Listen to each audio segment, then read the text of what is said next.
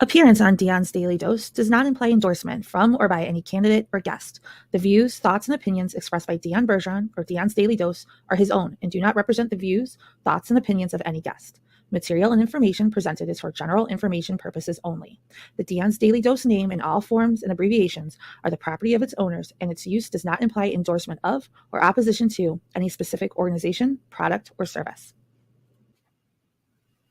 If you'd like to support the show, please visit our Patreon at patreon.com/Dion's Daily Dose. Good morning, ladies and gentlemen. Dion here with Dion's Daily Dose, and today's coffee break with my buddy Jim. There he is. Welcome, Jim. Hey, morning. Yeah, we got a little. Cameron's a Little haze, a little grubby. little Sybil shut. Yeah. Sorry about that. There we go. Much better. Yeah. Okay. So, I was work. It was work. Yeah. For those of you who may not be aware of the way this works, I got to get my ass up early. Jim, on the other hand, is just getting off of work and has graciously agreed to be here. So today's topic is something I've kind of been wanting to talk about for a while, in its various forms, but essentially the rise of commercialism in the prepper community, or prepping in general. I have some interesting stats that I was able to look up and get information on that I think you'll find interesting. Oh, if there's one thing I love, it's statistics. Exactly. But no, this is actually interesting, at least to me. Well, you know that like 28.6% of all statistics are made up. Right. Including that one. I thought it was like 94%. No, but are you familiar with the Twitter, well, X, AI Grok? No. You heard of it? No. Okay. Well, they got their own AI that they invested in, and to be fair, at least it's not as ridiculous as some of the other ones. But anyway, it's useful for things like this, where it's like, hey, what's this information, right? Mm-hmm. It turns out that, let's see, I got to find it.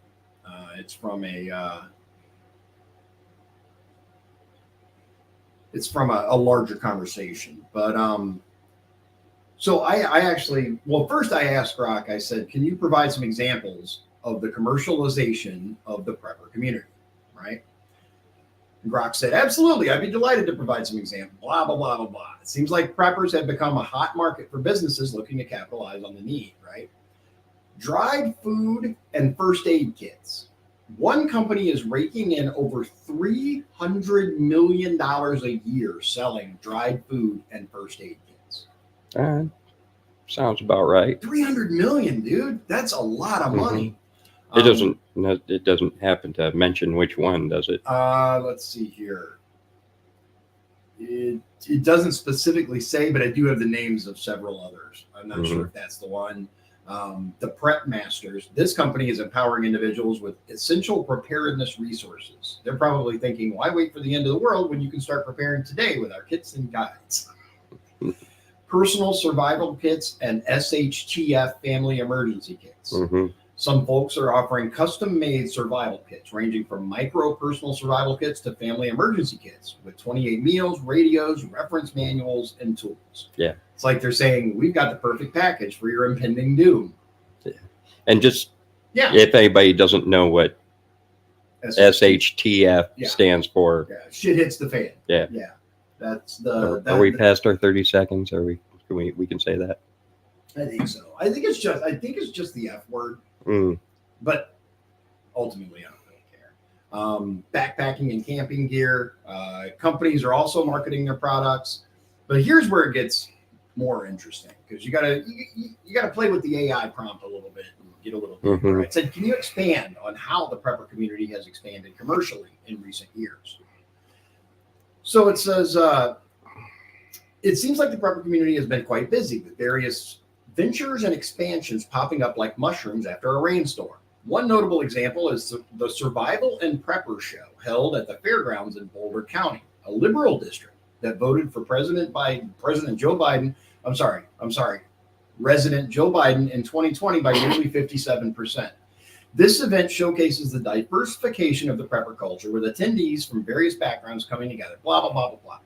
Another interesting development is the rise of prepper communities in the mountains. Have you heard of these? Where people have moved to live almost completely out of sight and mind. These communities focus on self-sufficiency with activities like subsistence hunting, fishing, and building greenhouses for produce.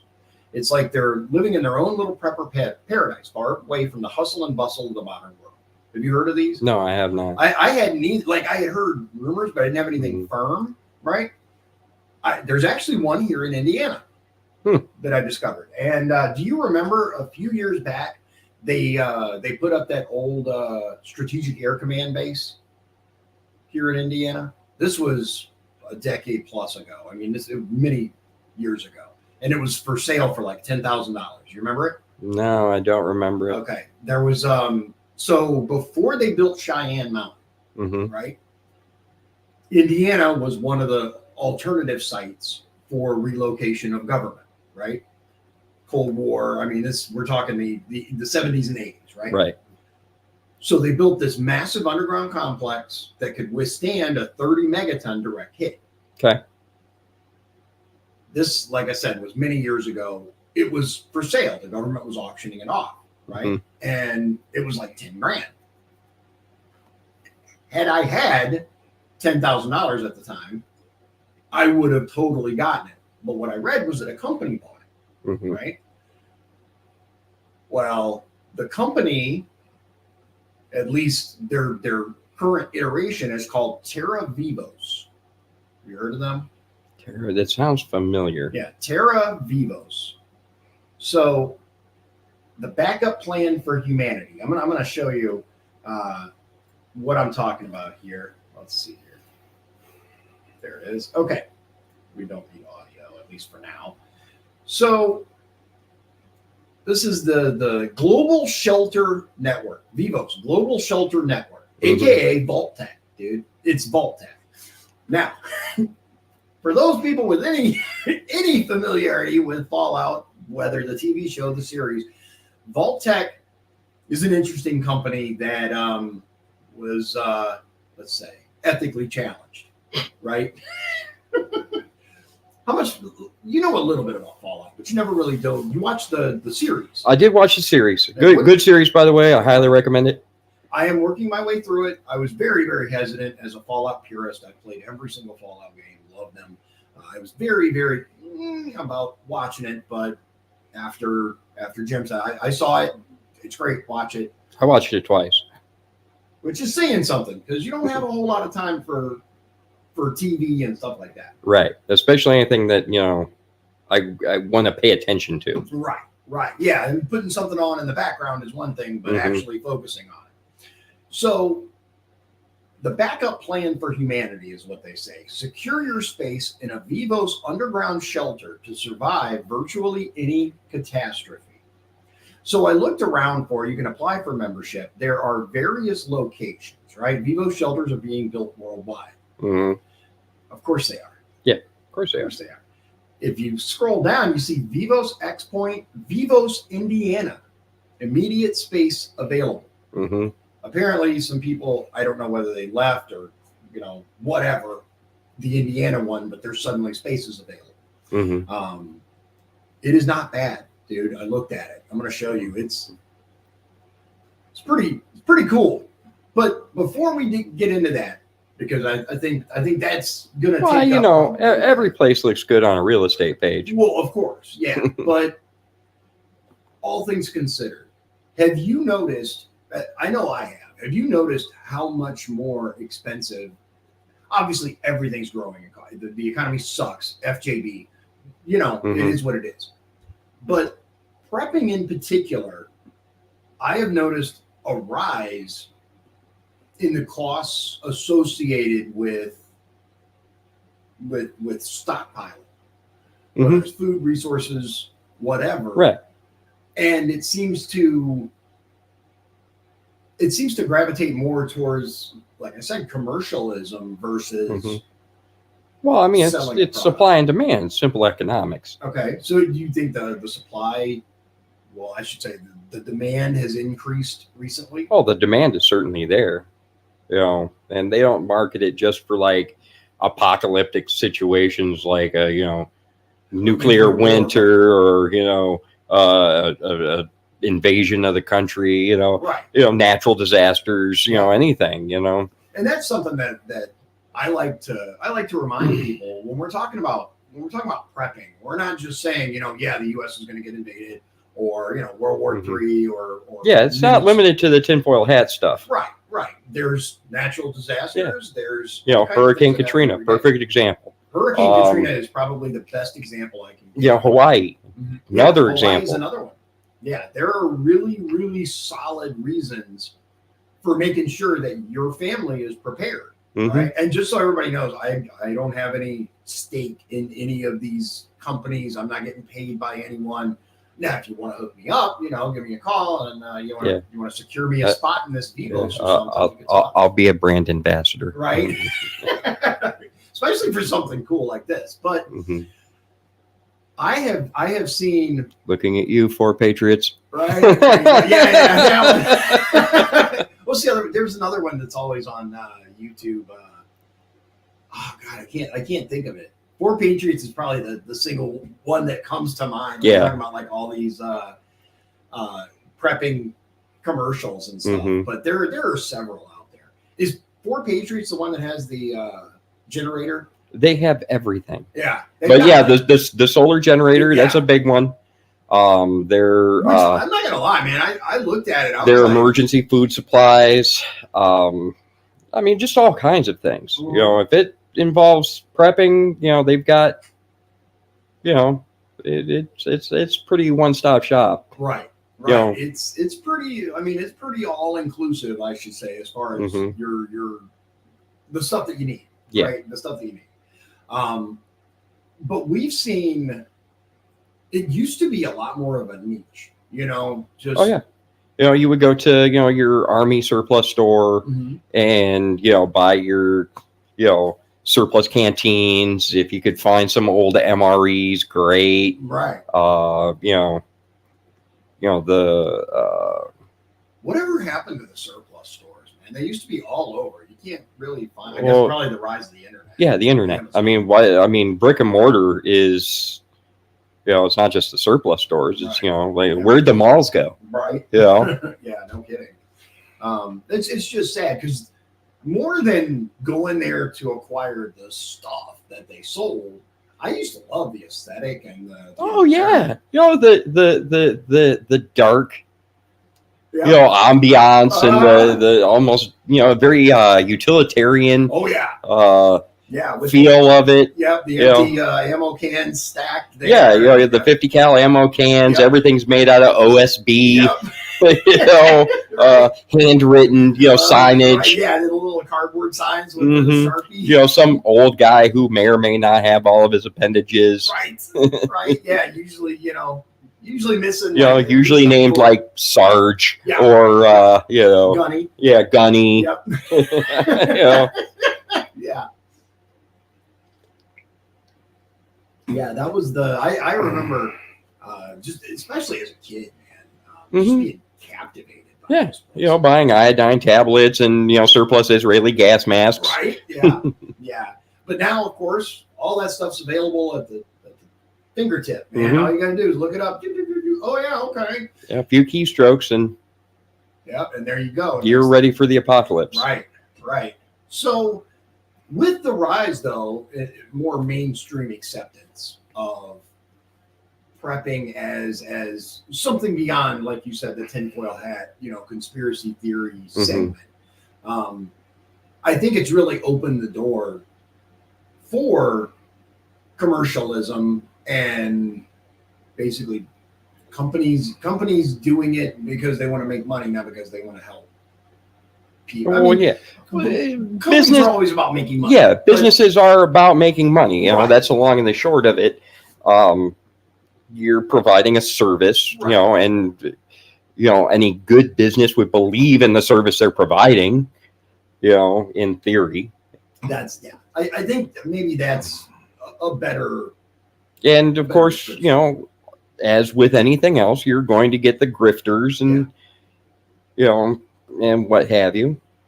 The thing that gets me lately, you see the company selling the dried food, the freeze dried food, Yes. and the solar generators and the water purification systems and yada yada yada yada yada. Okay. What I've really noticed, and maybe it's just because of some of the searches I have made, Okay. because they track everything, Oh yeah. is the books. Okay. So every time you turn around, there's some publisher coming out with some book, the No Grid Survival Guide, Yeah. the Lost Ways, the Pioneer's Handbook, Right. it's The the, list goes on. Yeah. oh yeah, I mean, Countless. I don't have enough fingers and toes, Right. and it's, I kicked your camera again. I got bags on it now. I saw that. Yeah. I saw you got the We're little almost bags there. there. Another, probably 300 or 400 pounds, and it can resist your big, meaty. Hey, my feet are average. Anyway, there's every time you turn around, there's another book or another resource or another. Right. This. And and have you ever gone to those websites with the books? Mhm. And it's like this long spiel. It's like they can't just like tell you how much the book is. No. They got to go through this long spiel, Yeah. and you have to check availability because the supplies are limited and they're Right. going fast. And Right. we ran out the last time. And nah. Yeah, it's the same tactic across the board. And you don't get to know what's in those books Right. until you get them. Until you get it. Yep. And okay, I understand. Some of them, You don't want to give away state secrets, right. because otherwise, who's going to buy Who's it? going to buy the book? Yeah. But like, I just can't help but wonder, and I haven't done a lot of research on this because they're not going to give me the books, and I don't have the money to buy them all. Yeah. How There's much? so many. How much overlap there is, or just what I would call the category of information that I call no shit. Right. You Right. know? Yeah.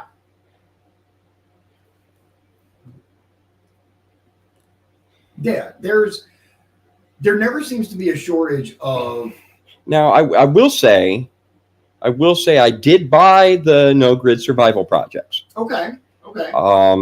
And it's not bad. There's some decent information in there. There's some fluff. There's Okay. always some fluff. Right. Right. But that it has some decent information on how to purify water, Okay. Which is incredibly useful skill. I mean, it is, and it's not. Which method?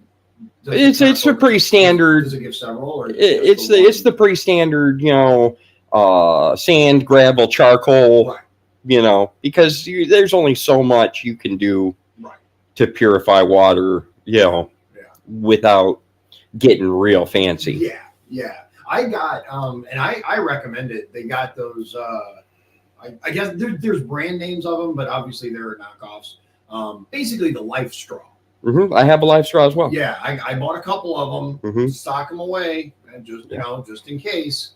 And I actually did before I got it. I did some kind of deep dives into the various ones and whether they were any good. Mhm. That's kind of the best one. Or and you got to keep in mind with something like that you find some dirty creek water, right. it's probably going to be okay.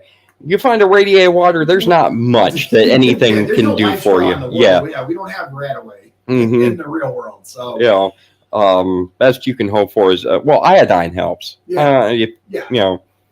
For those who aren't aware, it's potassium iodine, though, right? It's a little different than your standard dropper full of iodine, right? The iodine will do some stuff. It does help. Yeah, Yeah. basically the way that it works is it actually it fills. I can't remember the name of the gland in your body. your lymph nodes. Lymph nodes. That's what it is. and it'll basically fill it with potassium so that the radiation can't. Can't seep in. Yeah. Yeah, and it's not foolproof. It's not going to, Yeah, you get radiated, you're going to get radiated. Yeah. But it's for that background radiation. For it helps. Everything you can do to help. Yep. So there's a wealth of things out there. But one thing I do want to kind of drop in there that I asked Brock, and I'm gonna share it so you guys can see it, because I do think it's important. I said, can you provide examples of scams in the prepper community? Mm-hmm. And Brock says it seems like there are quite a few out there. One, dodgy food supplies. Some prepper supply companies are trying to sell you seeds to keep in your stash for later use. Mm-hmm. The problem is seeds have a shelf life, and they might not sprout when you need them the most. It's like they're saying, hey, buy these seeds now, and in the event of an apocalypse, you can start your own garden. Or not. Yeah. Two, questionable supplements. And I was really glad that the fucking computer covered this, because that's something that I see a lot of. All these supplements, these wonder drugs that will just fix that's a whole nother topic right there. Yeah. It says there are companies out there peddling supplements that promise to make you a superhuman prepper. But let's be honest, no pill is going to turn you into a real life Captain America. Right. It's like they're saying, take this pill and you'll be able to lift a car with one hand, or not. Yeah. Just like there's no pill that's going to make your penis bigger. Right. It doesn't exist. Yeah. There's nothing to substantiate that. And that's interesting. You talk about the supplements. Yeah. Because even like in your day to day, and I'm not downing, the benefits of some multivitamins. Sure. But by and large, a lot of those multivitamins, that's why the percentages of the vitamins in there are so high, is because your body is just going to get rid of most of it. Right. If you're like, as a matter of fact, like taking it orally is like the least effective way to get vitamins. Especially if it's a pill. I hear that the gummies are a little better. I heard the gummies are a little better. Sublingual drops. Oh yeah, are like some of the best, and also topical. Yeah. The key is to try to bypass your kidneys. Right. Now, I'm not a doctor. You're not a doctor. No. We're not giving medical advice. One of the things that I always say on this show, and I stand by it, is look into stuff. Like, seriously, we hear it a lot. Do your own research. But legitimately, look into the stuff. Read the reviews. Talk to people, especially if you have friends or family that have bought some of this stuff. Ask them, did it do what they said it would do? Because a lot of these supplements are, at best, just placebo, and at worst can actively harm you. Right. Let's see here. Okay, so overpriced prepper gear. There are all sorts of gadgets and gizmos marketed to preppers, from solar generators to bug out equipment. But be careful, overpriced or of questionable quality. Right. It's like they're saying, buy our gear and you'll be the envy of all your prepper friends, or not. Well, going on the solar generator thing, at least you'll see them all the time, those little tiny solar power banks. Yeah, with the little fold out. No, not even that. Just it's a little brick. It's like and it's got the built-in. It's got like 3 little panels on it. Yeah, I've done some reading up on that. Okay. And they're not very. I mean, they're a power bank. Yeah. You can charge them like any other power bank, and they're a battery. Yeah. The solar cell in there is not equipped to charge that in a timely fashion. You just can't do it. The size just doesn't. It's just not. It's just not possible. And especially for the price point, the solar technology is just not there. Right. It's just not. Speaking of the solar generators and the nil grid survival projects, not to pimp the book, but it's a decent book. Okay. Nobody's paying me to say that, by the way. Although if you want to, Yeah. If you're the author, I'll be a brand ambassador. They have a section on on building your own solar generator. Okay. And calculating how big of one you need. Okay.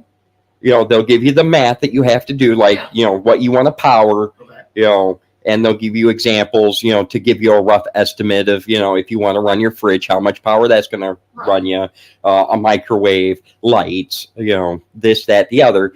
And then you plug it into this little math thing to figure out how many solar panels you need. Yeah.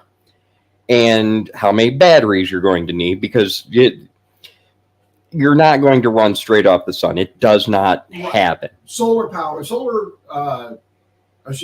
panel, harnessing solar power, the level of technology is just not there to enable direct. It's coming a long way. It is. It's coming a long way, but at the end of the day, you're taking as much of that power as you can and storing it in the battery for use later. Right. If that battery is dead and you got to run off those solar cells, you're going to be woefully disappointed. Yeah. It's just not going to do what. Yeah, it's not. And if you're really in that kind of a situation, you really have to ask yourself, what do I really need? Right. What do I need to power right now? Yeah. And what can wait? What can wait? Right. Maybe you could learn to live without a fridge and a microwave. Yeah. Which are both very, very power hungry appliances. Oh yeah, absolutely. Massively. For my own part, my power concerns are more along the lines of charging my power tools. Right. Because you're going to want to build things. Yeah. Oh yeah.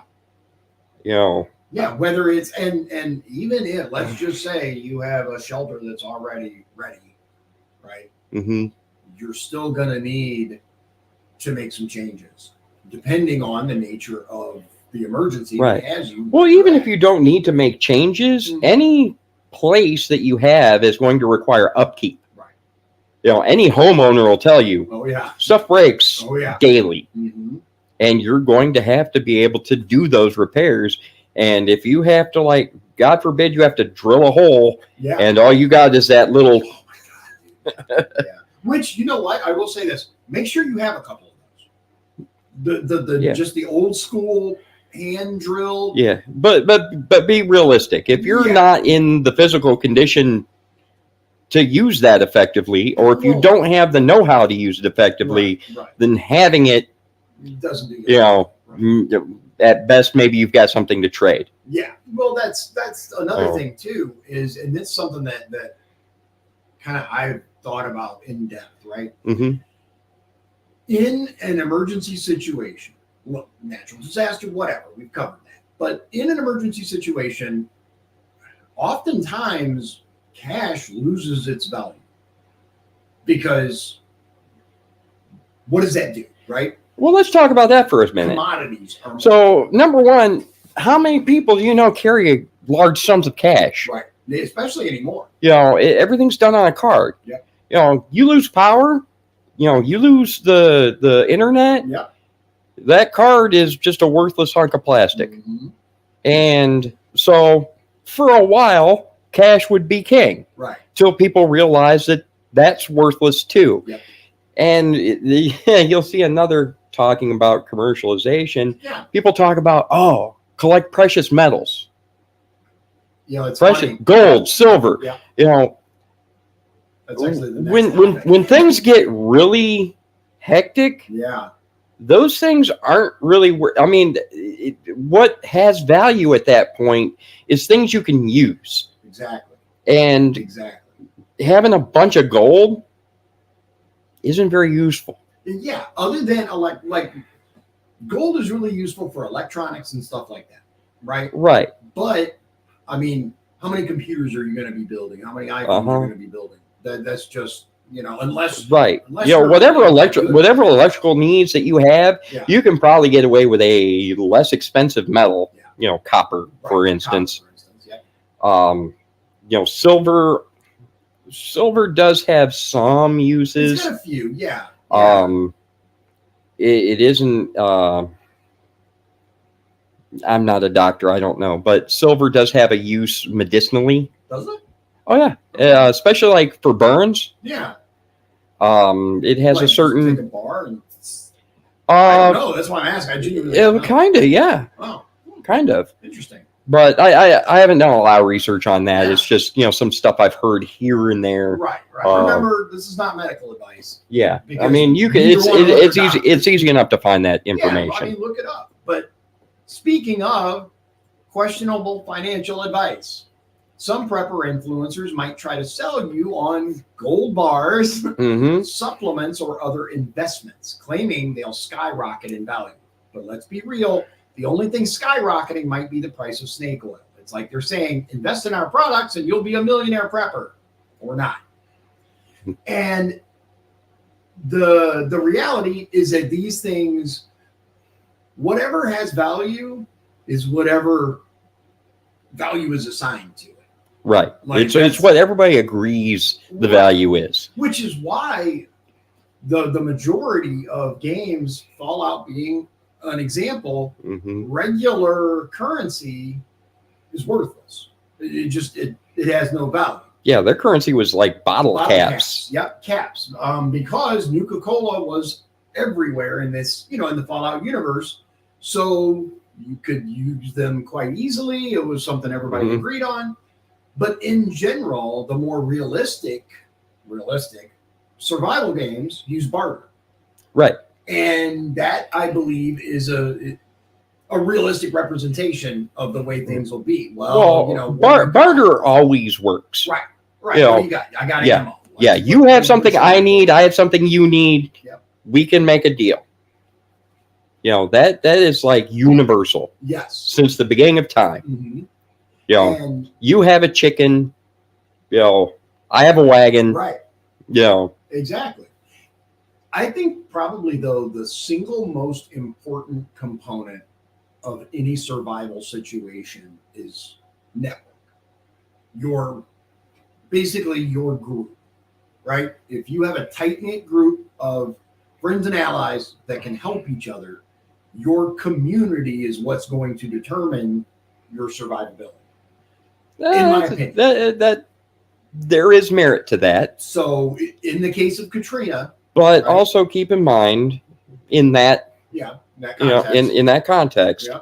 that people get real ugly real quick. Oh yeah, and that's why I mean it has to be a group that that has mutual trust. Right. Your standard like neighbors on your street that you may kind of sort of know, say hi to, when they get their mail.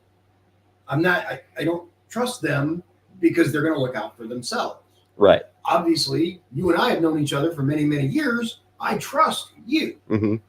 That's what I'm saying. You have to have your own community of people that you trust in order to say, because Katrina, for example, right? The groups, the neighborhood, or the families, because that's really what it came down to was, mom, dad, sister, brother, 6 cousins, and, right. Grandpa Joe would come together and survive. Right. Whereas these other groups, not so much. Mm-hmm.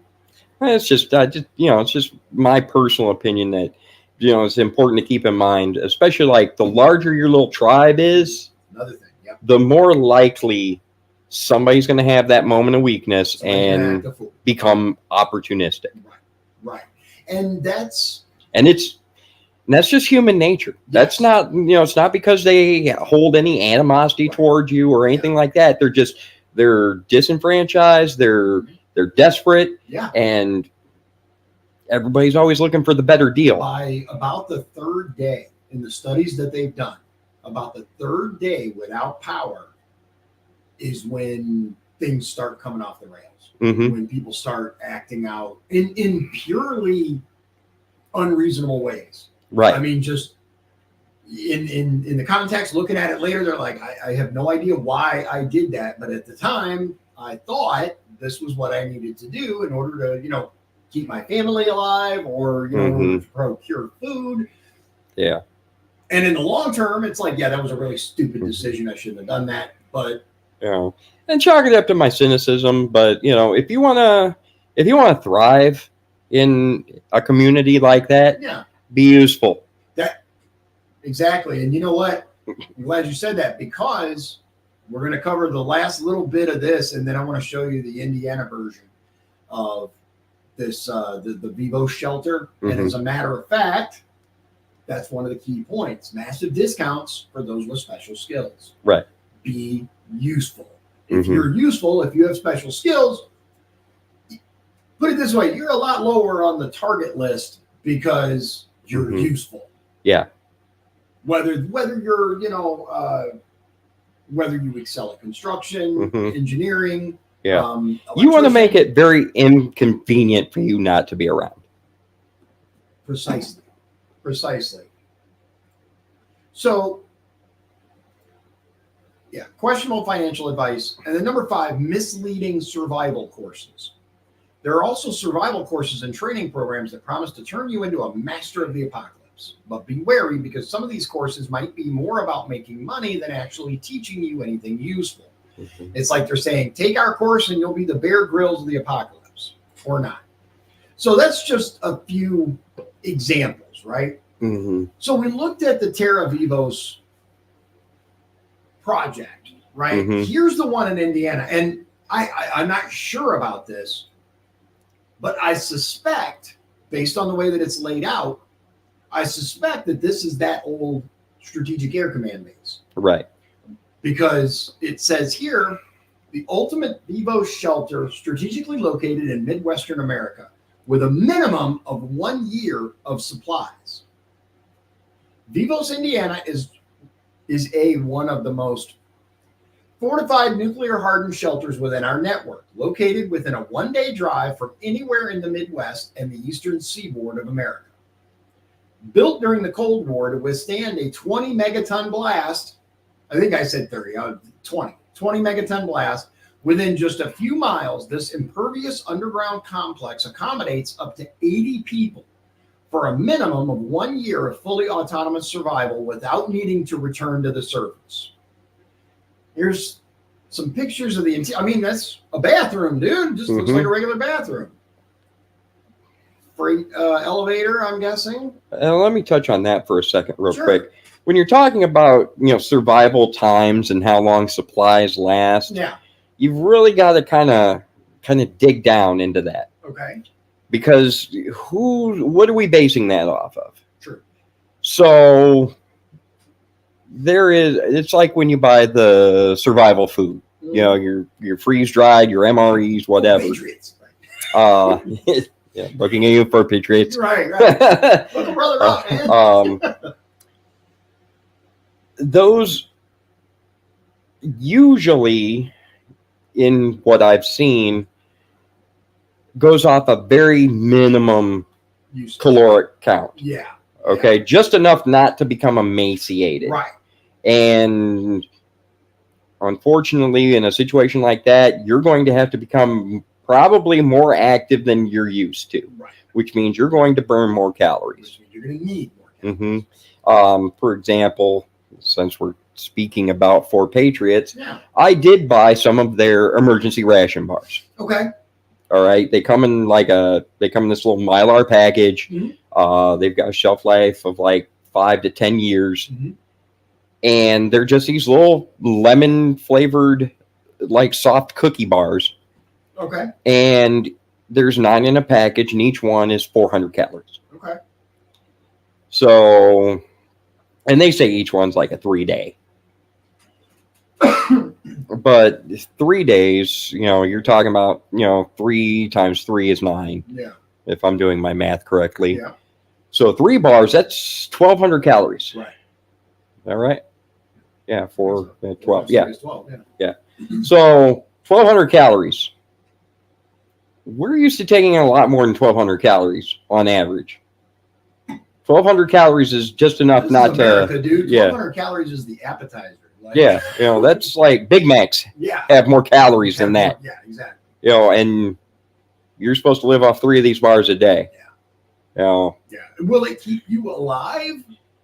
Probably. In the short term, yeah. For the short term. I think that's probably the best is little- are you going to live for a year off of these things? Not even close. It is a lot of these, especially like the emergency ration bars. They're very high in calories, but very low in nutrition. Right. They got the calories that you need to keep you going, Mhm.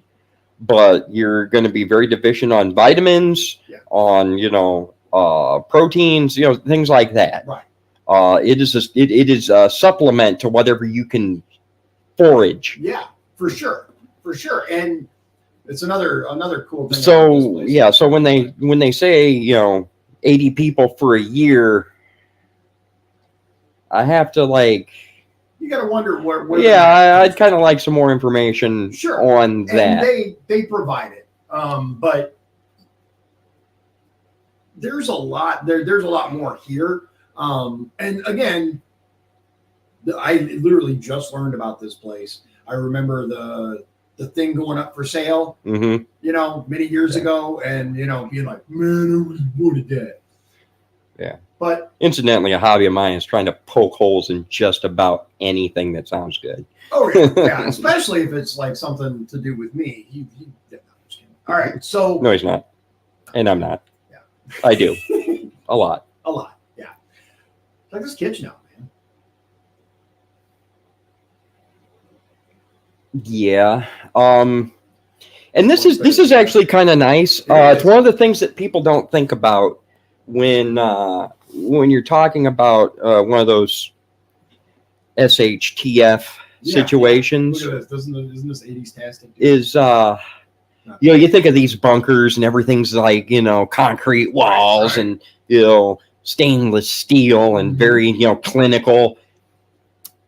I like that they kind of put some human touches on it. Yeah. Make it feel less dismal. Right. Make it feel less desperate. 80s tastic. Right? So, very oh my goodness, that's like Chernobyl diaries. Yep. But this right here, there's an indoor, I guess, food garden, whatever. It covers more of that, but this is just like one picture. Actually, regular toilet hole in there. This is the complex itself. As you can see, is deep underground. And this is what I recall. If it's the same place, it was originally built to hold Strategic Air Command in the event of a nuclear attack. Right. So it was massive and heavily fortified and really quite cool. Yeah. Probably the nicest mausoleum you'll ever be in. Right. Precisely. So here, the carpet, I don't know if you see it. Oh man, that looks like it came right out of a Comfort Inn. Yep, what is this, La Quinta? We'll leave the light on for you. Your little theater here. Nice little dining area. Right. Yeah. That's another thing. I'm kind of surprised at the size. Like for as many seats as there are, like I'm pretty sure I have a bigger TV than that. I mean, space is a consideration. Yeah. But when you're talking about like when essentially when the world comes to an end, your biggest problem isn't going to be, I don't have a 96-inch TV. Bitch, you got a TV. Right, yeah. Yeah, you're safe, you're underground, you're watching TV. Come on, man. You mean we got to watch Harold and Kumar again? Come on. Right. But nicely appointed. I mean, like you said, there's actually human touches in this that makes it not quite so bleak. Anyway, it says spacious open living area with 12-foot high ceilings. Like a very comfortable 4-star hotel, this massive shelter is tastefully and comfortably furnished and decorated. That carpet does not say 4 stars. What? That carpet does not say 4 stars. No, it doesn't. Completely outfitted, fully stocked with food, toiletries, linens, medical supplies, a 1-year supply of fuel, a deep water well, NBC filtration systems, geothermal heating and cooling, bedroom suites, full-size showers and bathrooms, a theater area, dining area, lounge area, exercise equipment, kennels, a garden area for fresh vegetables, laundry area, abundant storage areas, ATVs, bicycles, tools, a workshop, security devices, and just about everything else that may be needed to ride out virtually any catastrophic event. You only need to bring your personal clothing and medications. We've thought of everything else. Far from any known nuclear targets, this shelter is also strategically located a safe distance away from the New Madrid fault line, the Mississippi River, and all oceans that might cause submersion as a result of a tsunami type event. This site is also surrounded by excellent farming, fishing, hunting, and water resources.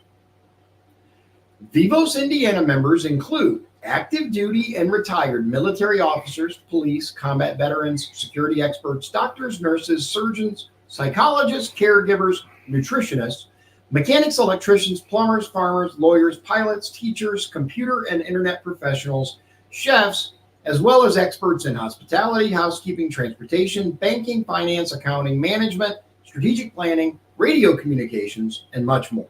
Join this well-rounded group of like-minded individuals of all ages, and you will have one of the best chances of survival.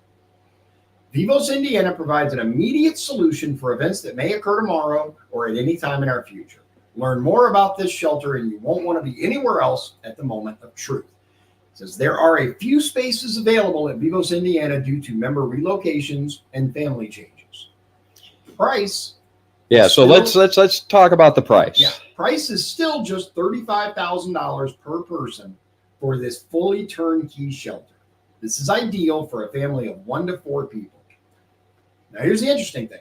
Deep discounts available for people with special skills in this shelter. Contact us for more information. I want to show you one thing though. Where's it at? Because I think it might have been on this. Let's see. There's a group of people taking a tour of it, and it's the most dad group ever. It really is. It's just a whole bunch of dudes like us with baseball caps. Well, you want to make it appealing to the everyman. That's what I'm saying. Like I can actually envision myself completely in that group going, oh yeah. I mean, guys tapping the wall, and Mm-hmm. I was like, oh yeah, it's absolutely. But I mean, stuff like this is just an example. Mm-hmm. There's tons of other options out there. There are ones that they're like shipping crates, but they're fortified basically, and you just basically dig a hole in your backyard and you bury the thing.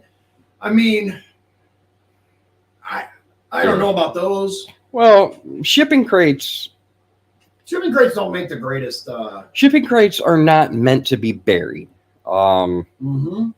They're really structurally sound. Top to bottom. Top to bottom. The sides are not structurally sound. The sides are not. Right. No.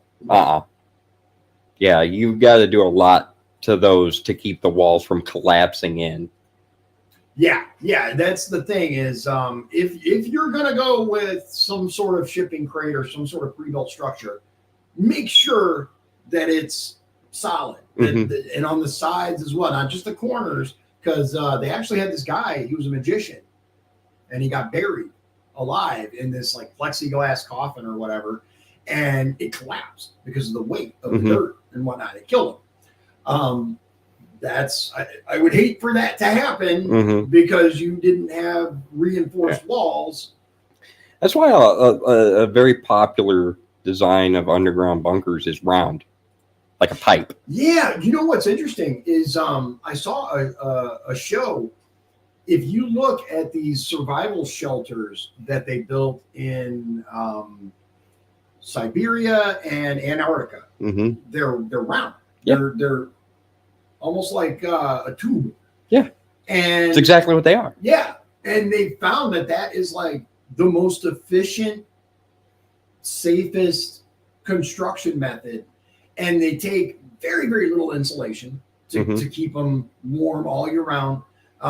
It was fascinating. I was like, whoa, that's wild. Right. So here's the website. If any of you guys are interested, but don't take my spot. Terra Vivos. Like you have $35,000. Right? Yeah, I wish. But terravivos.com. Yeah. TerraVivos.com/Indiana. Or just go to the base site and look around. They got them all over, I guess. Like I said, it's kind of like Voltech. I just hope that they're not running the same social experiments. Everything's a social experiment. That's very, very true. Very, very true. So yeah, they're the ones that I've seen. Going back to the round survival things. Have you seen? I guess there's like actual spherical ones too. They make them like round, like a pipe or whatever, and then they actually have spherical, like almost like a biodome, huh? Yeah, yeah. But I wasn't able to find all that much information out on those. But the ones that are like a tube, those are highly effective. And they're still in use today. They were discovered like, I don't know, a long, long time ago. Right. Like 1910, 1920, something. They started building them that way. And they actually determined that it was far safer, better than the other designs they were using. And it's still in use today in the harshest environments around the earth. So, matter of fact, see if I can find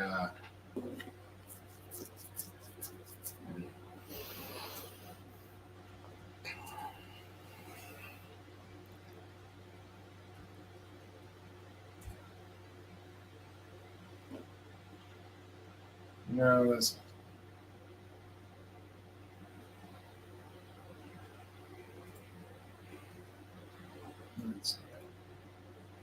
anyway. Okay, so here's an example. The Atlas Safe Cellar. You heard of this one?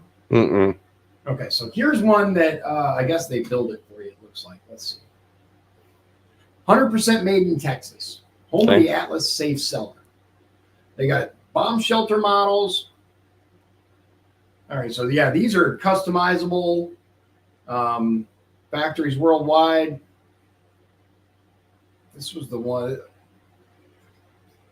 looking for. This isn't actually the one that I was. Yeah, they all look pretty square. Yeah, they look square though. On the picture that I saw before I clicked it, it was. Let's see here.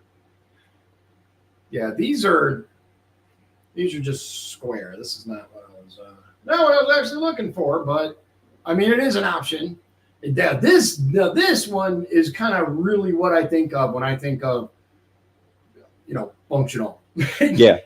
Yeah, it's not pretty, but I mean, don't get me wrong. If beggars can't be choosers. Oh yeah, and put it this way, it's a hell of a lot better than my crappy basement. You know, I mean, it just is. Yeah, functional will trump pretty. Oh, for sure. 10 times out of 10. Yeah, I have no idea how much these are, no clue, but it is not. This isn't the one that I was actually looking for, which is fine. But there are no shortage of different kinds out there, different options. Let me see if.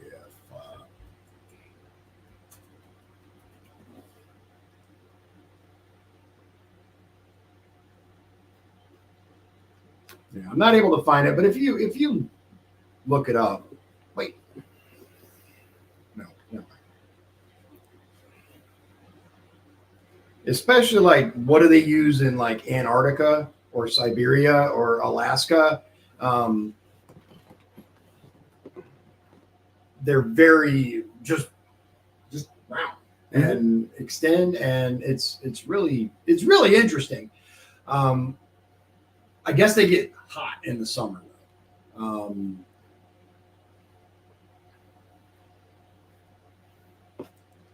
Okay, how about instead of this, let's try this.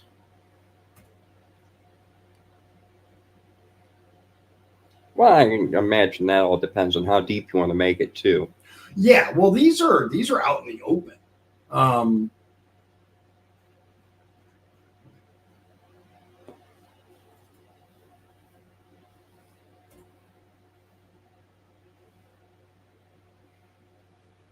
okay, let's try.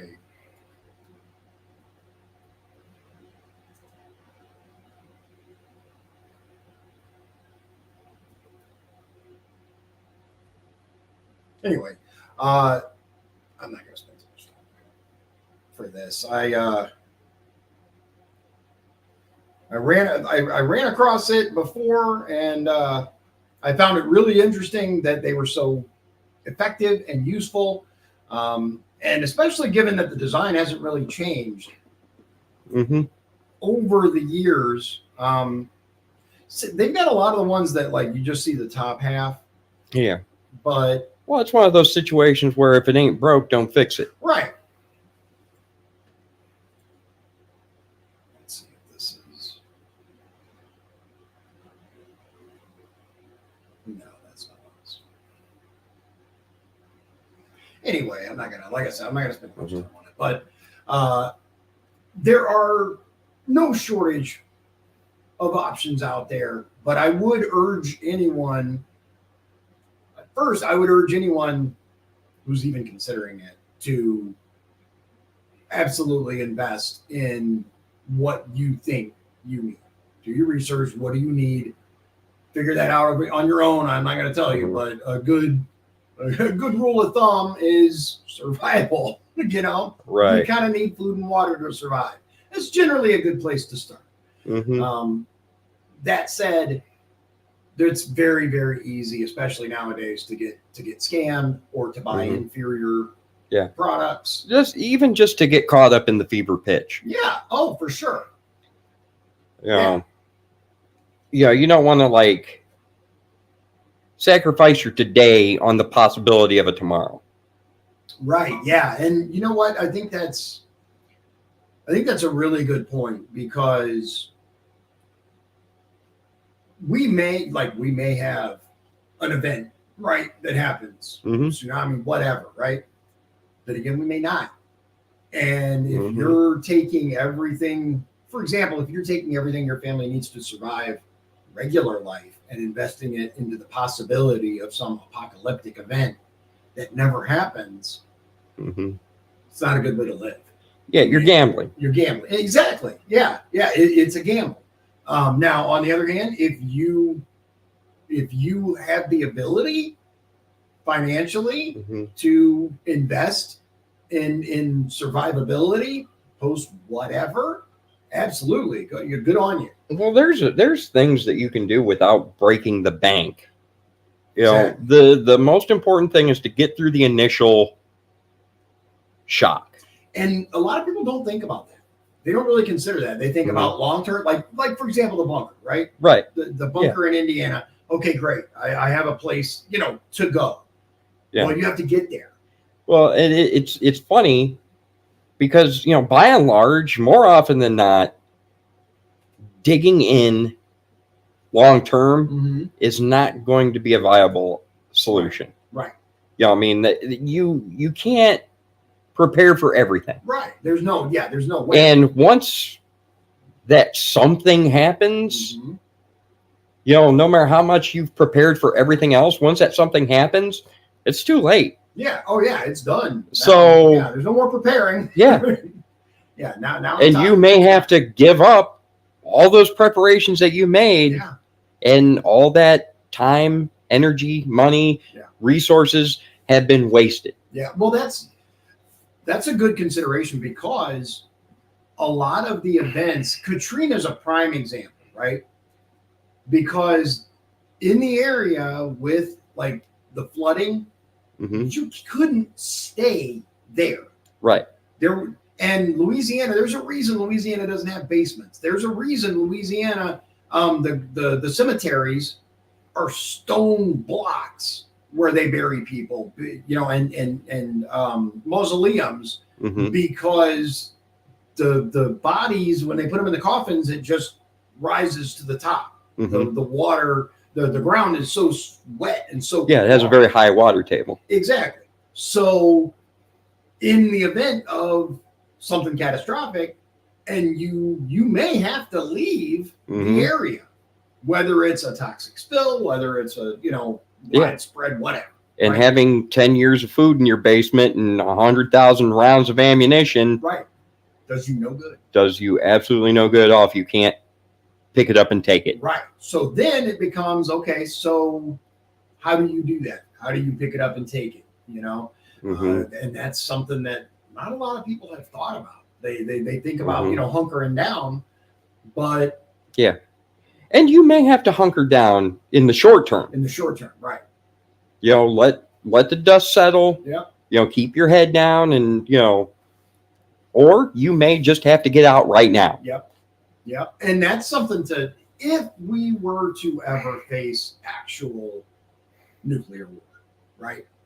Chicago is undoubtedly a target. Beyond a shadow of a doubt, Chicago will get nuked in a major nuclear war type scenario. Well, not only Chicago, Gary. Yep. Yeah, the Gary. A lot of people assume, Chicago, but they don't think about Gary, Whiting, these other places, because they're Gary is the steel mills. Whiting is a massive refinery. These are all infrastructure targets. Yeah. And while Chicago, and there's some very serious.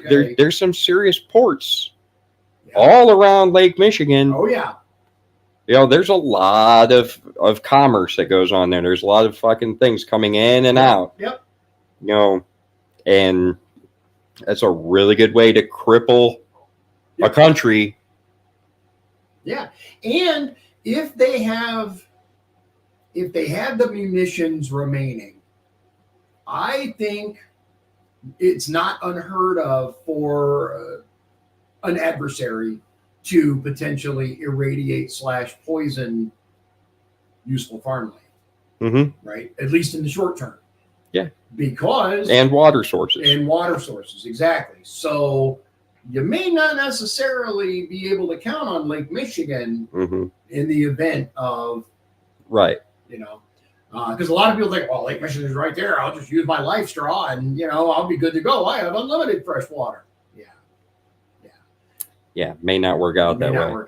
Well, and even let's say that the lake doesn't become irradiated. Let's just say they, just blow these industries up in Chicago and Gary and whatnot. Conventionally. Munitions, right? Yeah. There's still going to be a lot of bad things that all of a sudden are dumped into the lake. Yeah, and that's something to keep in mind too, because look, let's face it, these industries aren't exactly the cleanest, and we have had issues with the steel mills just even under normal circumstances. Right, and even all the safeguards that they put into place to prevent that, once they go bye-bye, those safeguards go bye-bye. Boom. Yep. Boom. And all of it just seeps into the water. Right. So not a bad idea to let's not forget Cook Nuclear Plant. Yeah. Cook Nuclear is in I think Bridgman, Michigan, and it's fairly close. It is not that far up Red Arrow Highway. Straight up the edge of the lake there. It's right there, and it's a prime target as well. So I'll say this, and then kind of wrap it up. I would be a lot happier as far as paying taxes or looking at the government or whatever, right? If our government used our tax money, instead of sending it overseas, instead of giving illegal immigrants freaking debit cards, instead of doing all that bullshit, if they would harden our networks against EMP, if they would install, for example, I'm not saying do this, but for example, surface to air interception in areas like that, right? Like by the nuclear plant, by the steel mills. For all we know, that may already be in place. It may be, but we don't know. There's a reason we don't know. Right. But at the same time, look at our infrastructure. And I'm just talking about, dude, I was in South Bend yesterday. I went to South Bend yesterday because I'm on a show coming out on PBS. I'm going to be on TVA. So I'm on Western Avenue, and there's a bridge. You got to go under the bridge, the light, right? And there's this just steady stream of water pouring through this freaking bridge. And I'm just looking at it. I was on my bike. Otherwise, I got a pic or a video of it. And I'm like, this is exactly what the fuck I'm talking about. Our infrastructure is crumbling in this country, and we're fucking paying for illegal immigrants and foreign countries to shoot each other. Well, let's remember that the former mayor of that illustrious town is now part of the administration, right? The fucking transportation secretary of all fucking things. Anyway, I'm going to stop before because I'm going to get wound up. Had to stir that pot a little bit. You did. Thanks. Appreciate that. All right, ladies and gentlemen. So I want to bring up something because I'd like you guys' input on it. Please tell me what you think. So due to changes in Jim's schedule, we're no longer going to be going live on Wednesday mornings. However, if you guys are established to watch the show on Wednesdays, what we are going to do is we're going to tape on Tuesday mornings and play it to go live on Wednesday. So we won't be able to respond to your comments in real time, but we can still respond by monitoring social media. If you guys would prefer, to go live on Tuesday mornings, let us know. Yeah, what the 5 people who watch us on Wednesday mornings? Right. Yeah. 5 to let's say 15-ish. 15. Yeah. Oh. Yeah. We're viral. Right. We're going viral. So we get a lot more views after, which is why I didn't think it'd be that big a deal. Right. But if you guys would prefer, if you want us to like just go live on Tuesday mornings, email talk@dionbergeron.com, and we will make sure to take that into consideration because we're kind of open to it. Either way, we have to tape on Tuesdays now instead of Wednesdays. So if you'd rather go live Tuesday mornings, let us know. Yeah. If there's any topics that you want us to touch on, stuff you want to hear us talk about, or ramble about, or whatever. Yeah. We're still, let us know. Yeah, we're still working out topics for future shows. So if there's something in particular that you want us to cover, by all means, talk@dionbergeron.com. And that's Dion with an I, Dion. So talk@dionbergeron.com. And you can also go now, we have dionsdailydose.com that you can go to. It's going to redirect you anyway, but it might be easier. Just remember, Dion with an I. So without further ado, ladies and gentlemen, God bless you. God bless Indiana. And God bless the United States of America. Amen. See you next week. If you'd like to support the show, please visit our Patreon at patreon.com/Dion's Daily Dose. This has been Dion's Daily Dose, hosted by Dion Bergeron. Executive producers, Sean Holgram and Michael Beebe. Copyright 2024. Dion's Daily Dose, all rights reserved.